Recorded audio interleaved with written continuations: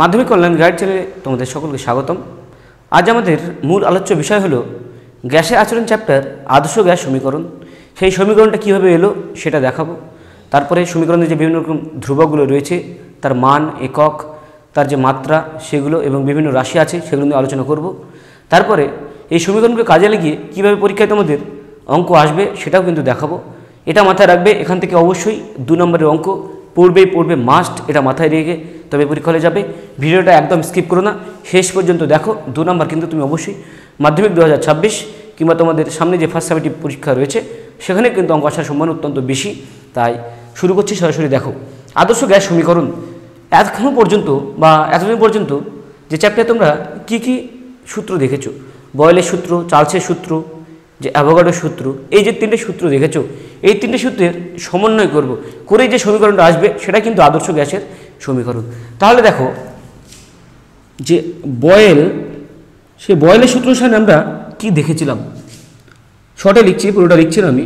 বয়েলের সূত্র অনুসারে আমরা দেখেছিলাম ভি ভ্যারিজেস 1/p, অর্থাৎ নির্দিষ্ট ভরে কোনো একটা গ্যাসের যদি উষ্ণতা স্থির রাখি, চাপের সঙ্গে পরিবর্তিত হয় ব্যস্তভাবে আয়তনটা।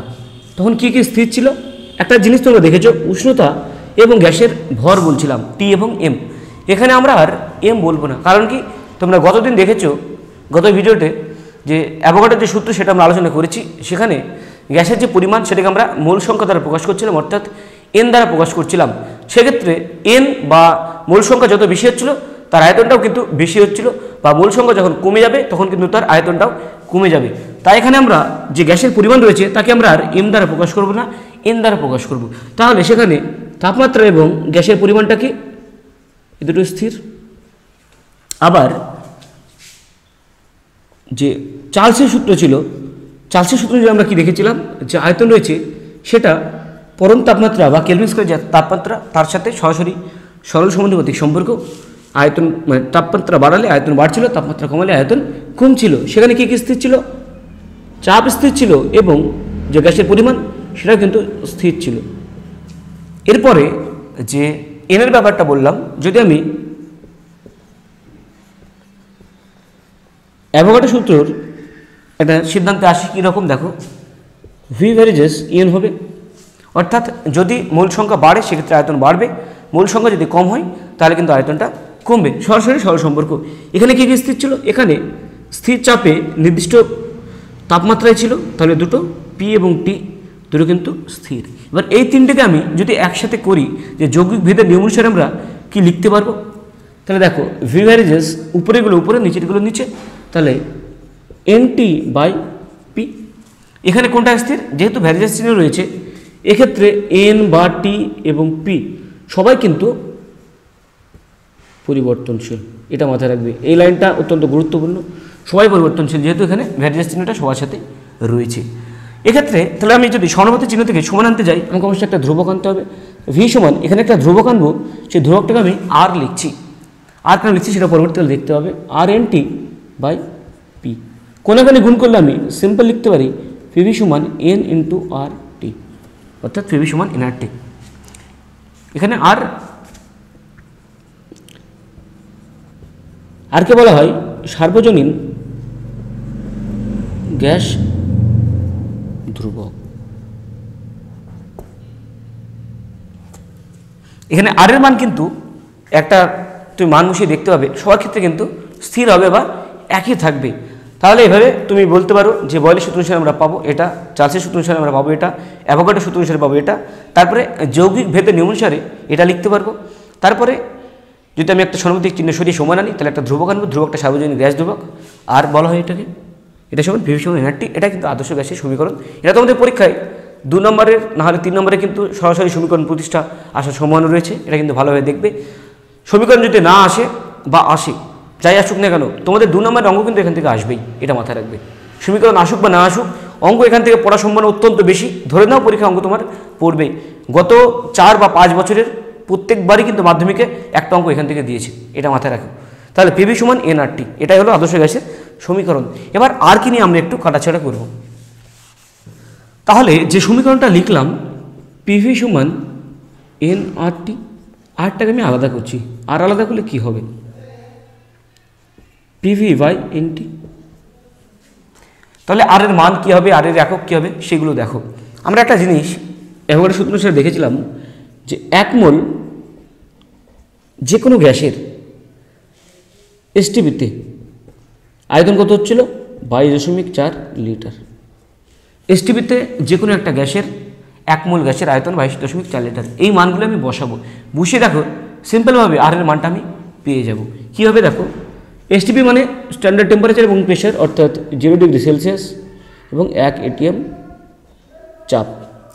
তাহলে পি হবে এখানে 1, ভি আয়তনটা 22.4, এন অর্থাৎ 1 মোল যেহেতু এন সমান 1 এবং টি এর মান 0 ডিগ্রি সেলসিয়াস মানে আমরা বলতে পারি 273 কেলভিন, টেম্পারেচার কেলভিনে রয়েছে তাহলে 273। এই মানটা হবে 0.082। এবার এর এককটা কি হবে, একদম সাধারণ, পি মানে কি, ভি মানে কি, ভি মানে আয়তন অর্থাৎ এর একক লিটার, ইনটু আছে পি অর্থাৎ এটিএম উপরে, নিচে কি আসবে মোল আর ওটা কেলভিন, তাহলে মোল কেলভিন। সিম্পল, এর মান কি হচ্ছে 0.082 লিটার এটিএম পার মোল কেলভিন। যদি এটা আয়তনটা লিটারে থাকে এবং চাপটা এটিএমে থাকে তবে কিন্তু এটা হবে। বাকিগুলো দেখো মোল এবং কেলভিন, অন্যান্য তুমি এককে যখন বার করবে সেগুলো কিন্তু মোল আর কেলভিনই থাকবে, কিন্তু কেবলমাত্র পি এবং ভি এর যে মান তুমি কোন এককে বসাচ্ছ তার উপর নির্ভর করে কিন্তু এই মানটা পরিবর্তন হবে। তাহলে তোমার পরীক্ষা দেখবে যে অঙ্ক দেবে সেই অঙ্কটা কোন এককে আছে বা কিসে আছে। যদি চাপটা এটিএমে থাকে এবং আয়তনটা লিটারে থাকে তবে তুমি আর এর মানটা এটা বসাবে। যদি অন্য ক্ষেত্রে দেখো, প্রথমে আমি আরও সহজ করে দিচ্ছি, পিভি এর এককটা কি সেটা দেখো। পিভি এর এককটা কি বা পিভিটা অ্যাকচুয়ালি কী জিনিস প্রকাশ করছে। পি মানে আমরা কি জানি চাপ, ভি মানে আয়তন, তাহলে চাপ মানে আমরা কি লিখতে পারি বল বাই ক্ষেত্রফল বা ঘাত বাই ক্ষেত্রফল, এবং আয়তনকে আমরা দেখো এইভাবে লিখতে পারবো না, ক্ষেত্রফল ইন্টু দৈর্ঘ্য, লেখাই তো যায় আয়তন মানে ক্ষেত্রফল ইন্টু দৈর্ঘ্য। তাহলে দেখো ক্ষেত্রফল ক্ষেত্রফল কেটে গেল, তাহলে হয়ে গেল বল ইন্টু দৈর্ঘ্য মানে কি দৈর্ঘ্য সরণ, একই ব্যাপার। যদি আমি একক বা মাত্রা বার করতে যাই সেক্ষেত্রে তো বল ইন্টু সরণ এটা কাকে প্রকাশ করে, অবশ্যই এটা কিন্তু কার্যের এককে প্রকাশ করে বা কার্যকে প্রকাশ করে। পরীক্ষা হলে তোমাদের এটাও দেয় পিভি এর একক কার সাথে সমান, অনেকগুলো অপশান দেবে সেখানে কিন্তু কার্যের একক অর্থাৎ জুল বা আর যদি অপশানে থাকে সেটাই হবে। তাহলে উপরে কি হলো দেখো কার্য অর্থাৎ জুল, তাহলে বাকিগুলোকে যদি আমি এসআইতে করি, চাপটাকে কিসে করলাম এসআই করা মানে চাপটাকে আমি নিউটন পার মিটার স্কোয়ার করছি বা পাস্কাল এটাকে আমরা কি বলি, অথবা এটাকে আমরা কি বলি পাস্কাল বলি, এবং যে আয়তন রয়েছে আয়তনটাকে যদি আমরা মিটার কিউবে প্রকাশ করি সেই ক্ষেত্রে উপরের যে পিভি এর মানটা আসবে তার একক কিন্তু অবশ্যই জুল হবে। সেই জুলটা মানটা বসিয়ে দেখবে তোমরা এরকম হবে 8.314। সেক্ষেত্রে এককটা কী হবে উপরে জুল আর নিচে মোল কেলভিন, ওটা কিন্তু থেকেই যাবে মোল কেলভিন। ঠিক একই রকমভাবে যদি তোমরা সিজিএস এককে করতে যাও অর্থাৎ চাপটাকে ডাইন পা সেমি স্কোয়ার করলে এবং আয়তনটাকে যদি সেমি কিউবে করো সেক্ষেত্রে এর মানটা কিন্তু 8.314 ওখানে ইন্টু 10⁻⁷, কারণ জুল থেকে যদি আগে করি 10⁻⁷ দিয়ে গুণ করতে হবে, তো 8.314 ইন্টু 10⁻⁷ আর পার মোল কেলভিন। তাহলে ব্যাপারটা দেখলে লিটার এটিএমে যদি থাকে তোমার যে প্রদত্ত রাশি সেগুলো আর এর মান এটা হবে, যদি এসআইতে থাকে বা সিজিএসে থাকে সেক্ষেত্রে 8.314 জুল পার মোল কেলভিন, বা আর্গে থাকলে জুলটাকে জাস্ট আর্গে করে নিতে হবে। তাহলে আশা করছি সমস্যা হবে না কোনো রকম। এভাবে যদি কাজে লাগাও প্রত্যেকটা জিনিস কিন্তু অত্যন্ত সহজভাবে হয়ে যাবে। এখানে আরেকটা জিনিস যদি বলে আর এর মাত্রা নির্ণয় করো সেক্ষেত্রেও কিন্তু অত্যন্ত সহজ। দেখো যে আর এর মাত্রা যদি নির্ণয় করতে বলে তাহলে উপরে পিভি আছে নিচে এনটি আছে, পিভি এর কার্যকে প্রকাশ করছে, এবার কার্যের মাত্রা আমরা জানি ml² T⁻², নিচে কি আসবে মূলের জন্য এন এবং টি এর জন্য থিটা দ্বারা লেখা হয়। তাহলে এটাকে যদি আমি লিখি তাহলে ml² T⁻² ইন্টু -1 θ-1, এটাই হলো কিন্তু আর এর মাত্রা। এটা দেয় না, যদি খুব জটিল প্রশ্ন করবে বলে মনে করে তবে কিন্তু এটা দিতে পারে। একবার দেখে নেবে সিম্পল যে কার্যের মাত্রা সেটা ml² T⁻², এটাও কীভাবে আসছে সেটাও দেখানো যায়, কারণ বল ইন্টু সরণ, তাহলে বলের মাত্রা কি ml T⁻² ইন্টু এল, তাহলে ওই জন্য L² হয়ে গেল। এবার বলটাকে যদি বার করতে বলো তাহলে এফ সমান এম ইন্টু এ অর্থাৎ ভর ইন্টু ত্বরণ অর্থাৎ এম এল টি টু মাইনাস টু পরপর কিন্তু চলে আসবে। ভৌতবিজ্ঞানের একটা জিনিস যেটা আমি বরাবরই বলি, অফলাইনে যারা আমার কাছে পড়াশোনা করে তাদেরকে বলি, অনলাইনে বলি, যে কোনো ভৌত রাশি তোমরা যখন পাবে সবার প্রথম কাজ হবে তার একক মাত্রা কীভাবে আসছে সেটা নিজে নিজে বার করার চেষ্টা করো। এটা যদি তোমরা করতে পারো তারপরে যে কোনো রাশি যখন আসবে পরবর্তীকালে যদি একাদশ দ্বাদশ শ্রেণীতে তোমরা সায়েন্স নিয়ে পড়াশোনা করো বা মাধ্যমিকের ক্ষেত্রেও যদি পরীক্ষা হলে প্রশ্ন এদিক ওদিক করে দেয় কোনো রকম সমস্যা হবে না, যে কোনো রাশি যা দেবে তোমরা কিন্তু সহজভাবে বার করতে পারবে। আশা করি এই যে আদর্শ গ্যাসের সমীকরণ এবং সেখান থেকে আর এর যে বিভিন্ন রকম খুঁটিনাটি বিষয়গুলো রয়েছে বা পিভির একক কখনো কখনো বলে চাই সেগুলো কিন্তু দেখিয়ে দিলাম। ব্যাপারগুলো কিন্তু এইরকমই।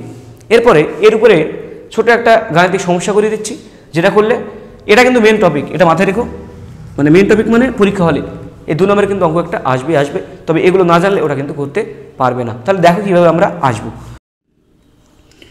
0 ডিগ্রি সেলসিয়াস উষ্ণতায় এবং 1 ATM চাপে 8 গ্রাম H2 গ্যাসের আয়তন কত হবে? মুখে বললাম কিন্তু লেখাটা শর্টে লিখলাম। যদি বলে 0 ডিগ্রি সেলসিয়াস উষ্ণতায় এবং 1 ATM চাপে 8 গ্রাম হাইড্রোজেন গ্যাসের আয়তন কত হবে, তাহলে এখানে দেখো এই সমীকরণ থেকে কিন্তু যে সমীকরণটা পেয়েছি ওটাকে আরও একটু বিস্তারিত লিখবো। কীভাবে লিখবো? আমরা দেখছিলাম পিভি সমান NRT। আগের ভিডিওতে আমরা দেখেছি কীভাবে মোল সংখ্যা বার করব। সেখানে একটা ছিল প্রদত্ত ভর W বাই আণবিক ভর M। তাহলে আমরা লিখতে পারবো পিভি সমান W বাই MRT। এটা কিন্তু লেখা যাবে, এনটাকে W বাই M আকারে আমরা প্রকাশ করব। যেহেতু এখানে মোল সংখ্যা সরাসরি দেয়নি, তার যে প্রদত্ত ভর দিয়েছে সেই ভর থেকে আমি যে মোল সংখ্যা সেটা কিন্তু বার করতে সহজে পারবো। তাহলে এখানে আমার চেয়েছে কি ভি অর্থাৎ আয়তনটা বার করতে হবে। ভিটাকে আমি আলাদা রাখলাম, তাহলে ভি যদি রাখি WRT by P into M. এবার মানগুলো কার কি চেয়েছি বা কার কি দিয়েছি সেটা দেখো। এখানে W সমান 8 গ্রাম এবং আর সমান আমরা জানি, যদি আমরা দেখো এটা এটিএমে রয়েছে, চাপটা এটিএমে আছে মানে আমি লিটার এটিএম যেটা রয়েছে সেটা বার করবো। যদি আর এর মানটা লিটার এটিএম দ্বারা যেটা প্রকাশ করেছে সেটা লিখি তাহলে আয়তনটা আমি লিটারে পেয়ে যাবো। তাহলে আর এর মান 0.082 লিটার এটিএম পার মোল কেলভিন। এখানে পি এর মান কত বলেছে 1 এটিএম এবং এম এর মান হাইড্রোজেনের আণবিক ভর কত হয় 2 হয়। সিম্পল সবগুলো মান পেয়ে গেছো, এখানে জাস্ট মানগুলো বসিয়ে দিতে হবে। টি এর মানটা লেখা হয়নি, 0 ডিগ্রি সেলসিয়াস মানে 273 কেলভিন। তাহলে দেখো ওয়েট 8 ইন্টু 0.082 ইন্টু উষ্ণতা 273, নিচে আসবে 1 ইন্টু আণবিক ভর 2। তাহলে এটা গুণ করে কত আসবে তোমরা দেখো। যদি মুখে গুণ করতে না পারো, মুখে তো অসুবিধা হবেই, খাতায় পাশে রেখে গুণ করবে। আমি এখানে করছি, দেখো গুণ করলে কত হবে 89.54 লিটার। তাহলে অতি সহজে পিভি সমান এনআরটি ইকুয়েশনকে কাজে লাগিয়ে আমি একটা গাণিতিক সমস্যা করলাম। এইভাবেই কিন্তু আমাদের পরীক্ষা হলে আসবে, এইভাবে মানগুলো বসাতে হবে, কোনো রকম সমস্যা হবে না। যদি সমস্যা হয় অবশ্যই আমাকে জানাবে। তাহলে আজকে টপিকটা এখানেই শেষ করলাম। যারা ফেসবুক থেকে দেখছো তারা অবশ্যই পেজটাকে ফলো করো, যারা ইউটিউব থেকে দেখছো অবশ্যই চ্যানেলটাকে সাবস্ক্রাইব করো, বন্ধুদের মাঝে চ্যানেলটাকে ছড়িয়ে দাও। দেখবে অত্যন্ত ভালো কোয়ালিটির কিন্তু আমরা ভিডিও বানাই, টপিক ধরে ধরে আমরা ভিডিও তৈরি করি। আর কোনো চ্যানেলে কিন্তু খুব কম চ্যানেল রয়েছে যেখানে কিন্তু টপিক অনুযায়ী তুমি পরপর এভাবে ভিডিও চ্যাপ্টার ওয়াইজ পাবে। অনেক জায়গায় তুমি সাজেশনে ভিডিও পেয়ে যাবে, কিন্তু এরকম টপিক ওয়াইজ প্রত্যেকটা টপিক ধরে খুব কম চ্যানেলেই কিন্তু বলা হয়। তাই আবারও বলছি, আমাদের সঙ্গে যদি জুড়ে থাকো 2026 মাধ্যমিক পর্যন্ত, তোমাদের প্রত্যেকের কিন্তু অত্যন্ত উপকার হবে। গত বছর যারা জুড়েছিল 2025 মাধ্যমিকের জন্য, যারা মাধ্যমিক দিয়েছে তোমরা তাদেরকে জিজ্ঞাসা করতে পারো। যারা চ্যানেলের সঙ্গে জুড়েছিল প্রত্যেকের ভৌত বিজ্ঞান পরীক্ষা কিন্তু অত্যন্ত ভালো হয়েছে। অনেকে যাদের কাছে আমার ফোন নাম্বার রয়েছে তারা কিন্তু অনলাইনের স্টুডেন্ট, তবু যাদের কাছে আমাদের ফোন নাম্বার রয়েছে তারা কিন্তু আমাকে ফোন করে ধন্যবাদ জ্ঞাপন করেছে, জানিয়েছে। অফলাইনে যারা স্টুডেন্ট তারাও কিন্তু ধন্যবাদ জানিয়েছে। তাই আবারও বলছি, চ্যানেলের সঙ্গে জুড়ে থাকো, তোমাদের অত্যন্ত ভালো হবে, সুবিধা হবে, কোনো রকম সমস্যা হবে না। তাহলে আজকে এখানে শেষ করলাম ভিডিওটা, আর আমি দীর্ঘায়িত করছি না। ধন্যবাদ, চ্যানেলের সঙ্গে জুড়ে থেকো।